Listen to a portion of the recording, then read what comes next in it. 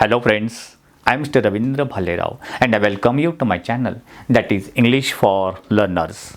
Dear students, in today's video we shall discuss one practice test paper on the topic of a poem, Basketful of Moonlight.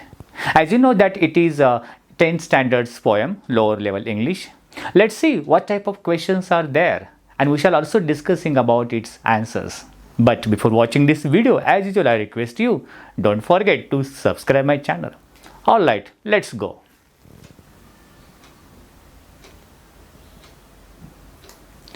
Practice test paper.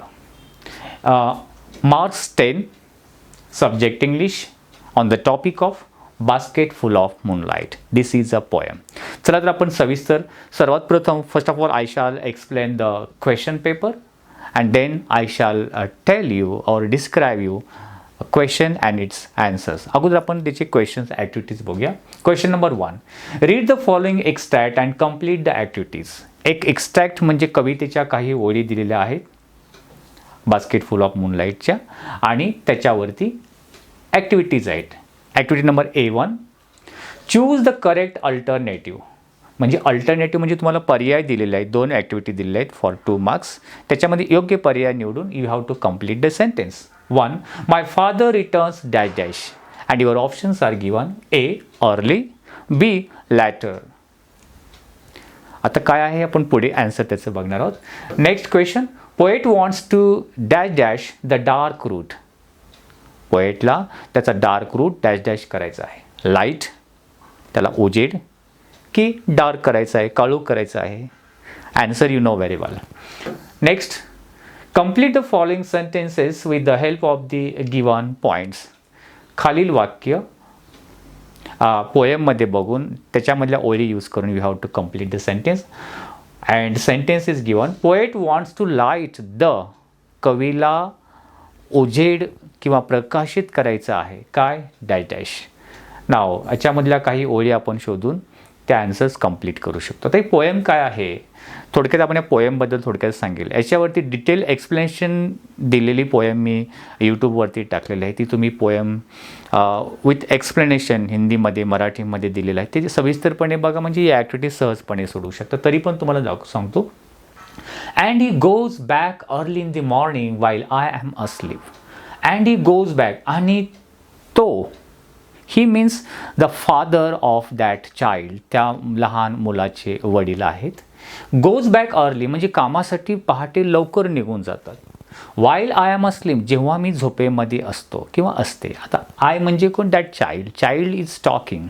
ते child बोलते आहे त्या मूनला की माझे वडील मी झोपेमध्येच असताना कामासाठी निघून जातात. ओ मून म्हणून अरे चंद्रा give me a basketful of moonlight on loan. तू मला एक टोपली भरून चंद्रप्रकाश दे. एक लोन म्हणून, कर्ज म्हणून. I want to light the dark route कारण मला ते मूनलाईटच्या सीड्स बिया त्या काय करायच्या आहेत. I want to light the dark route so that my father returns early. मला तो चंद्रप्रकाश दे किंवा मला त्या ज्या रस्त्याने माझे वडील जातात तो रस्ता तो रूट मला लाईटन करायचा आहे. तिथे उजेड किंवा प्रकाशित करायचं आहे. I too want to hear fairy tales and stories from him. आणि रस्ता जर प्रकाशित झाला उजेड पडला रस्त्यावरती तर माझे वडील लवकर घरी येतील. And he will tell me fairies tales. ते मला पर्यांच्या गोष्टी सांगतील आणि त्या मला ऐकायच्या आहेत. O moon give me a basketful of moonlight. I want to sow seeds of moon on the sides of the path. आणि म्हणून तू एक टोपली भरून चंद्रप्रकाशाच्या बिया दे आणि त्या मी त्या रस्त्याच्या कडेला सो म्हणजे पेरेन आणि तिथे मग चंद्राची झाडं उगवतील आणि तिथे लाईट किंवा प्रकाश. So this type of poem थोडक्यामध्ये आहे. आता A2 फॉर 2 मार्क्ससाठी आहे. Answer the following. Why does the poet want his father home early. कवीला किंवा त्या चाइल्डला त्याची वडील लवकर घरी यावेत असे का वाटते. आन्सर पुढे बघणार आहोत. आणि A3 हा 1 मार्क्ससाठी असेल. Right the figure of speech of the poem. या कवितेमध्ये कोणकोणते फिगर्स ऑफ स्पीच यूज केलेले आहेत. अलंकार त्यांची नावं तुम्ही लिहू शकता. Minimum you have to write 1. एक तरी लिहायला पाहिजे.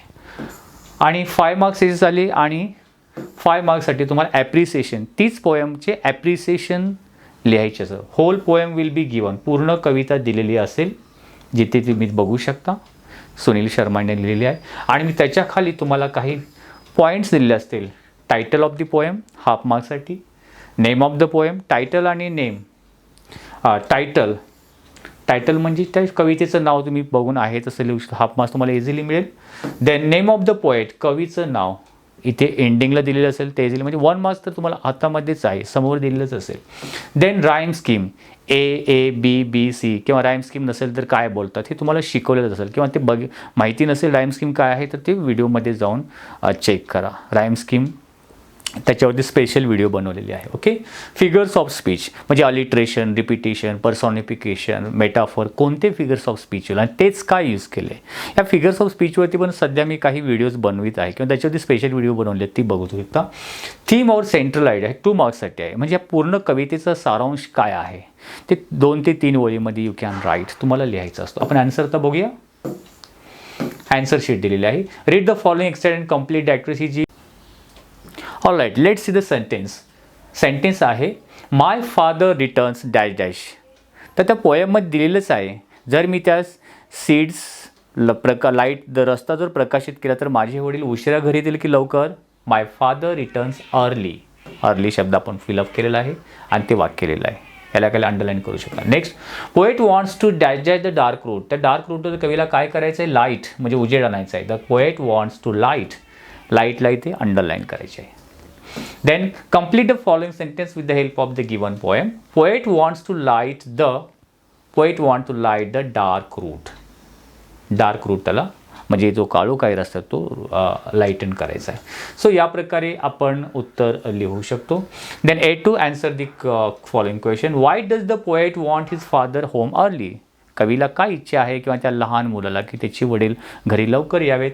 तर आन्सर द पूर्ण you have to try to write in a complete sentence.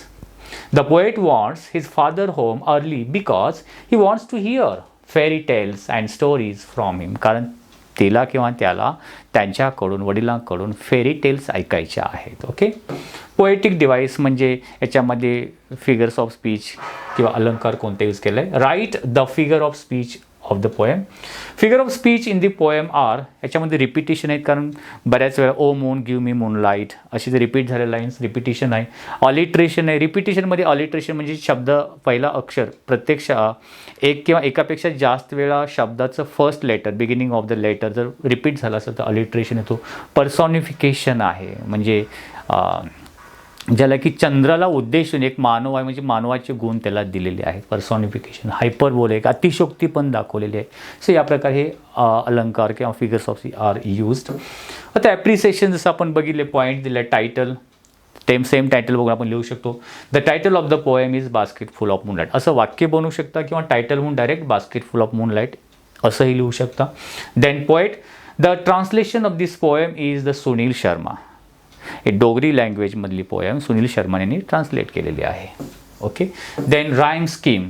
आता ॲक्च्युली याच्यामध्ये राईम स्कीम नाही आहे. जसं A, B, C असं तुम्हाला राईम स्कीम माहिती असेल म्हणून याला काय म्हटलं आहे, the poem is an example of free verse. There is no rhyme scheme. Rhyme scheme नसेल तर फ्री वर्स पोएम बोलतात. फिगर्स ऑफ स्पीच आता सांगितल्याप्रमाणे रिपिटेशन, ऑलिट्रेशन, पर्सॉनिफिकेशन, हायपरबोल हे लिहू शकतो. कमीत कमी एक लिहिणं अपेक्षित आहे. सेंट्रल आयडिया 2 मार्क्ससाठी आहे. It is an imaginary poem. एक काल्पनिक कविता आहे. सिम्पल लँग्वेज आहे. ट्रान्सलेटेड बाय सुनील शर्मा, जे की सुनील शर्माने डोगरी लँग्वेजची ट्रान्सलेट केलेली आहे इंग्लिशमध्ये. It shows the affection of child to his father. या कवितेमधून काय दाखवतो, this poem shows how much the child love his or her father. वडिलांमध्ये किती अफेक्शन प्रेम आहे ती कविता दाखवते. A child loves very much to his father and wants to listen fairy tales from him. So this is a simple idea. Okay.